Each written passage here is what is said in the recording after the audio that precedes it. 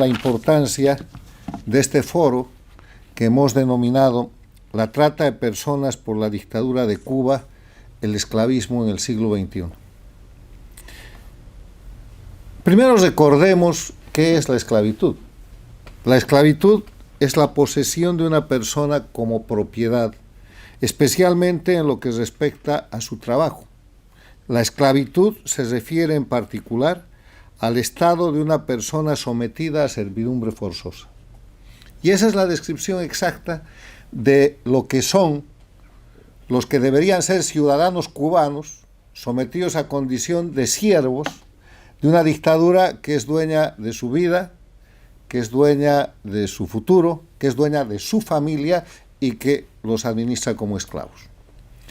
Ese es el marco de referencia en el que presenciamos y denunciamos uno de los más horrendos crímenes, que es un conjunto de delitos en el siglo XXI, que a partir de la esclavitud configura delitos de explotación, delitos de trata de personas, delitos de sometimiento, corrupción, un concurso delictivo real ejercitado por el régimen más antiguo de la región, que es un régimen de delincuencia organizada transnacional, la dictadura de Cuba, que se ha expandido en las Américas y que de ser castrismo en el siglo XX ha pasado a ser castrochavismo en el siglo XXI y que hoy día bajo el mismo sistema controla las dictaduras de Venezuela, Nicaragua y Bolivia. En ese contexto, lo que tenemos que recordar son los mecanismos de violación de los derechos humanos, los mecanismos criminales con los cuales se somete y se mantiene a la condición de esclavos o siervos a los cubanos, que se han explicado aquí. Un código penal de la dictadura cubana que establece una condena de 8 años de cárcel a la gente que, sometida a la condición de internacionalista o de esclavo internacional, no cumpla con aquello. La familia como rehén en Cuba, no es poco decir. Y en tercer lugar, el hecho de que si alguna de estas personas opta por la libertad, la condena es el no retorno a Cuba, calificado como desertor o como indeseable. O sea, es más allá de la muerte civil, es la utilización de esos rehenes de familia como castigo en operaciones que son directamente impuestas y en las que no hay ninguna manera de que la víctima se defienda. Un estado completo de indefensión, además, que consagra y consolida este proceso de esclavitud en el siglo XXI. Los esclavos no solamente están condenados, los esclavos cubanos, a ir donde los mande el régimen, a hacer lo que el régimen les diga y a que el régimen se beneficie del 85 o el 90% de los ingresos que generan. Están condenados además a la violencia sexual, están condenados al sometimiento absoluto, y este tema ha sido denunciado y está siendo probado en tribunales internacionales. Está certificado por las relatorías de la Organización de Naciones Unidas que aquí se han citado. Están señalados como crímenes de lesa humanidad y están tipificados en el procedimiento de lo que es la Convención de Palermo contra el crimen organizado transnacional. Y se cumple desde Cuba en todas las áreas. La de salud ha sido la más notoria por el tema de que se ha usado el tema de salud en el Brasil, donde está regresando, en Venezuela, en Bolivia, en la propia Argentina. Se está utilizando hoy día mismo en México con López Obrador, se ha utilizado en el Ecuador de Correa, cuando el presidente Lenín Moreno inicia el retorno a la democracia, expulsa a esta gente. Cuando en el Brasil se produce el cambio de gobierno, lo que hace el Brasil es abrirle el camino a la libertad a estos médicos esclavos y les da la posibilidad de documentarse, y muchos de ellos están en Estados Unidos y están haciendo acciones jurídicas importantes en contra de la Organización Panamericana de la Salud, que hizo de nexo de estos actos de corrupción y de esclavitud. Pero el tema es que esto no ha cesado, esto sigue y está en aumento. Además de la salud, intervienen en temas de educación, de seguridad, en el arte, en servicios, y ahora en el tema militar, con la creación de fuerzas mercenarias, esclavas, administradas por Cuba, que como aquí también se ha probado, está siendo objeto de la creación de una narrativa donde la dictadura cubana pretende aparecer como víctima, cuando en verdad es el operador, el creador y el ejecutor de estos crímenes respecto a jóvenes cubanos que están al servicio de Rusia para ejercer presión sobre la invasión a Ucrania.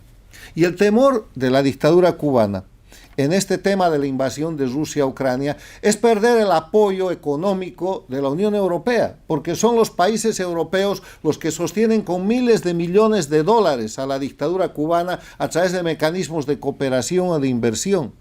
Y lo que está sucediendo, probadamente demostrado, es que lo que Cuba está haciendo es agredir a la Unión Europea, no solamente a través de mecanismos de inteligencia o de mecanismos de publicidad y de política, sino a través de la fuerza física con los mercenarios cubanos que ahora ha implementado y que están al servicio de la invasión Rusia a Ucrania.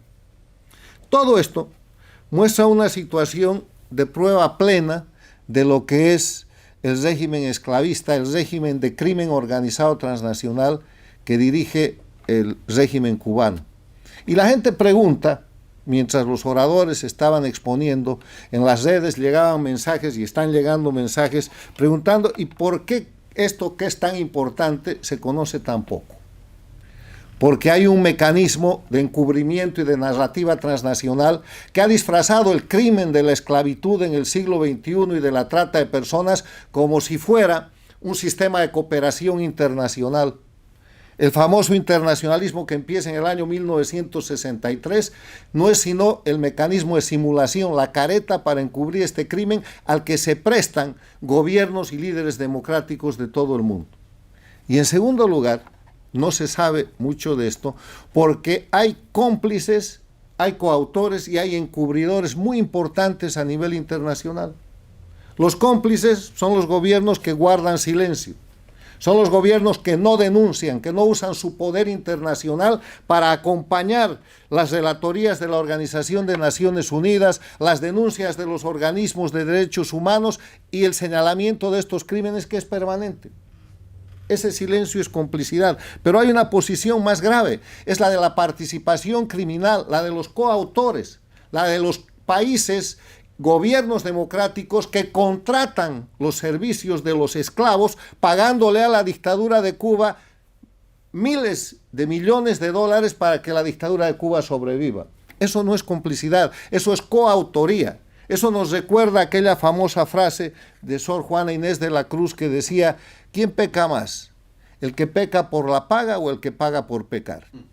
Las democracias del mundo están pagando por pecar, están pagando por cometer crímenes, están pagando porque Cuba administre, sostenga y mantenga esclavos a profesionales y no profesionales de su población. Eso es una coautoría que tiene que cesar. Y nombres de países y de gobiernos se pueden dar.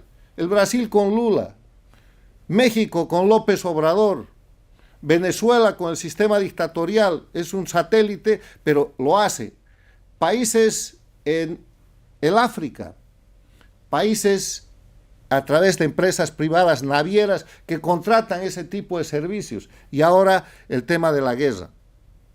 ¿Por qué el mundo está tolerando que las democracias, que gobiernos democráticos y líderes democráticos, sin que sus países lo sepan, paguen por pecar, paguen por delinquir y le den dinero a la dictadura más antigua de las Américas para sostener su sistema de crimen organizado transnacional?